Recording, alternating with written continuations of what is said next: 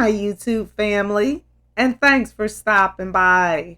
I have already connected with your energy, and I was guided to these three cards for you, which is happiness, trauma, and tearfulness and crying.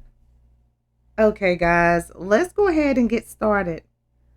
The happiness card has shown up in your reading today because it's time for you to start being happy.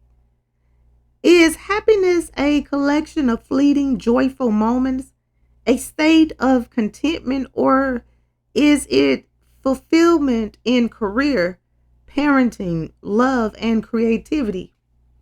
It can feel like the pursuit of happiness is an essential life goal. In this context, happiness often means material goods, lots of friends, and perfect success in career and family. Perhaps the pursuit of happiness should instead be the pursuit of authentic needs, and happiness should be allowed to exist in its natural state like all other feelings. To notice differences, we need contrast, which when it comes to happiness, we cannot experience it fully unless we accept the contrast of sadness, frustration, and boredom, and not least how they are all equally as fleeting as happiness. How do you define and relate to happiness, and how much importance do you place on it in your life in general? The trauma card has shown up in your reading today because it wants you to know that trauma can be an event such as an assault or serious accident or series of incidents and experiences like emotional and physical abuse.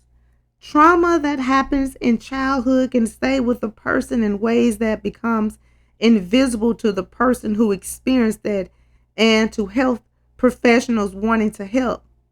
Eating disorders, addictions, and unsafe sexual practices can often be linked to unresolved childhood traumas and eternalized shame.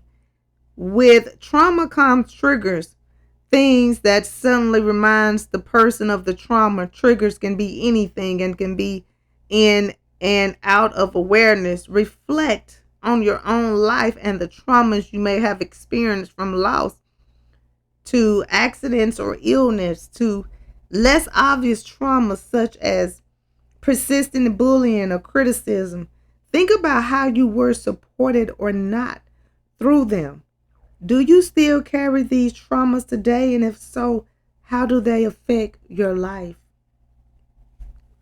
The tearfulness and crying card has shown up in your reading today because it wants you to know that tears are the most potent nonverbal communication we have as humans and are a powerful way to invite sympathy and empathy.